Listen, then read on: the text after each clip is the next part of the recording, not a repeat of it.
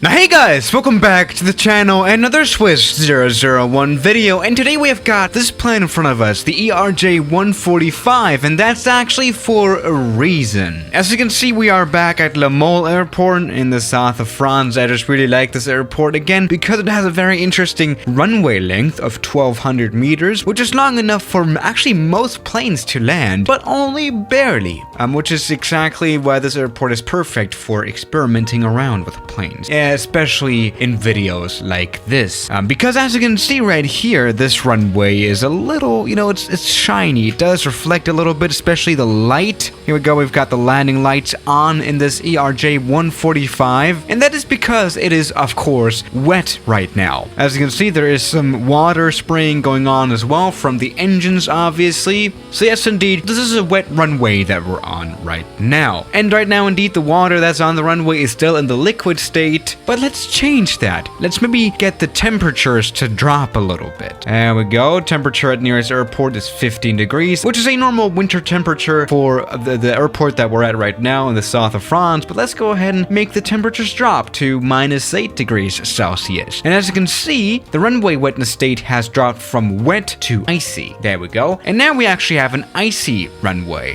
which doesn't really change anything about how it looks. Well, I think it has changed a little bit. Yeah, there is a visual difference between ice and a wet runway. Yeah, this is actually another reason why we're actually here at Le Mans airport, and it's because the runway here is actually custom designed for wet or icy state, which looks very nice. Just gives a little bit of a better representation of what an icy runway actually looks like. This is what it looks like right now. Normally there should be snow besides the runway, of course, but we don't have snow here in the south of France. What we do have is an icy runway. Let's experiment around with that a little bit now. I've already said there's a reason why we are here in this RJ100, and basically it's because this plane is known for flying to iced runways for some reason. I mean, we can just Google RJ100 runway excursion and there's tons of cases here, especially here in snow. And again, ice runways. The most recent case here was at Chicago airport last year. I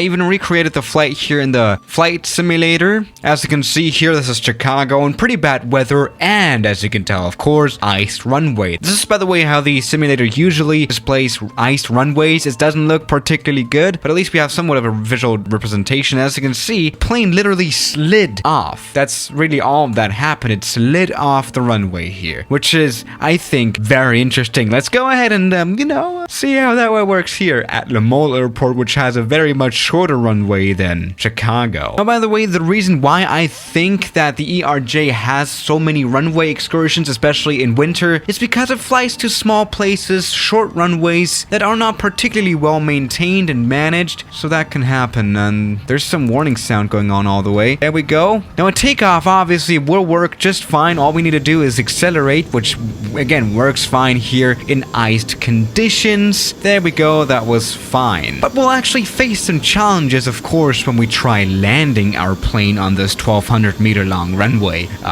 Yeah, let's see. Alright, welcome back to Le Mans airport. Very interesting temperatures for a place like this. I don't think this place has ever had any freezing temperatures. But alright, let's try going to get this plane landed and especially stopped here on this 1200 meter long runway. Alright, that was a very late landing, but a very smooth one. Now all we care about is obviously stopping, which that doesn't go very fast, does it? Yeah, I mean, we are stopping right now, but we barely are. Okay. See, this ERJ pretty much used the whole runway here. Let's check out this landing. Again, pretty late and bad landing there, but we still have a lot of runway left. Most of which we used, as we can see. Now, what exactly is happening here is that the reverse thrust is pretty much the only thing that makes this plane stop now, besides the speed brakes, of course, because the actual wheel brakes don't work. I mean, it doesn't have any friction here on this icy runway. The wheels themselves are just sliding along, as we'll see in a second here when we actually try to taxi to the gate, of course. Let's jump out of replay mode and genuinely try now taxiing this plane back to the ramp, which is going to be an interesting experiment. Okay, let's go ahead and skip some time. I think just steering itself will be a hard task. Let's try to follow the taxi line here, the yellow line. Now it's time to turn right, which doesn't particularly, I mean, it works a bit better than I thought, but, well, very close. You especially don't want to have some speed while taxiing. You know, normally you would taxi at around 50 knots ground speed, which we haven't reached right now, and braking is virtually impossible. So you're gonna really be careful not to crash into anything, especially not the gas station. But alright. Luckily enough, we're still in this pretty small RJ100, which copes very well with the 1200 meter long runway. But, you know, landing a bigger plane should be quite a tricky situation here, of course. Let's try something like a, 757. Let's go ahead. Alright, welcome aboard the 757, a plane that I actually really like. I mean, it's called the sports plane by most pilots because it is very sporty. It's very powerful. It has a lot of performance indeed, which we'll probably need here on this pretty short runway that has ice on it, by the way. Let me just mention that again. Alright, a pretty hard landing, but we definitely care about now stopping, which is probably going to be an issue. We are right now at 100 knots. Let's pause this flight simulator. Again, 100 knots, and we only have half of this runway left. This is going to be a really interesting one. Alright, Air France, can we get this plane stopped here? So that's definitely going to be a close call. Alright, 60 knots. Alright, there we go. I mean, technically, we are already on the taxiway, so we technically overshot the runway, but it was still quite a successful landing here anyway. You know, let me just mention again, this is an iced runway. And a very bad landing. Alright, but you know, again, the 757 isn't even the biggest plane, and it is also a very powerful plane at the same time when it comes to stopping performance. A plane that should definitely struggle here is something like an Avro, because this plane does not have reverse thrust on its 4 engines. All the tools that this plane has to stop is basically the wheel brakes, and it has this flap here on its tail. That's pretty much all that is to it. Let's see if we can get this plane landed on this 1200 meter long runway. Alright, welcome aboard the Avro here. Again, a very interesting plane. Actually, this one is known for exactly not using a long runway. This is a plane that flies to London City as well. But I don't know about this iced runway thing here with this plane. Alright, a pretty hard landing, another thing this plane is used to, and now a stop, hopefully. And we are not stopping particularly fast, but let's just see how well we can do here.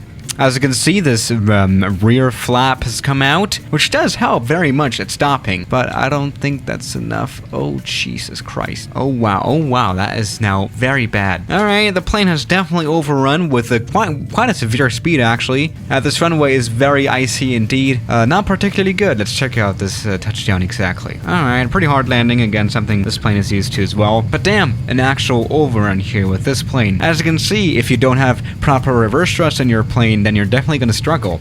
Okay then, let's maybe try a bigger plane. How about a fully loaded 777 or something? Yep, 777 200 long range. Very heavy one, 340,000 kilograms. Which by the way is for sure 10 times as heavy as this Avro plane there, so let's just see. Alright, very heavy 777 coming in on this pretty short runway. Now, I mean, we have to say these are the most powerful jet engines that there are overall, really. The GE90 engines, of course, which do give us quite a lot of reverse thrust, but still, I wouldn't be super confident about this landing.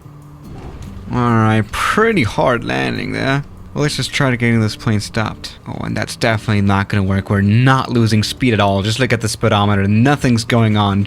Wow. Damn. Especially this plane is struggling, apparently. Damn, what the hell was that? Let's check it out. Like, that really did not work. Okay, as you can see, I tried using most of the runway possible, touching down the touchdown zone, which would normally work. Then went in for the full brakes. Everything was working, and that didn't work out, apparently. Well, as you can see, you do need a pretty long runway for such a big plane here, especially when it's iced. Normally, this plane could easily land here on this 1200 meter long runway, but okay, maybe let's try going very much smaller. How about a Cessna? That one does not have reverse thrust either. How does a plane like this perform on a short runway like this? Alright, let's come in down on this iced runway here. This is going to be an interesting one. Alright, a very smooth landing. Let's see how long it takes for this plane to actually get stopped. Yeah, wheel brakes doesn't really do a lot of magic. but we can brake a little bit here with our elevators.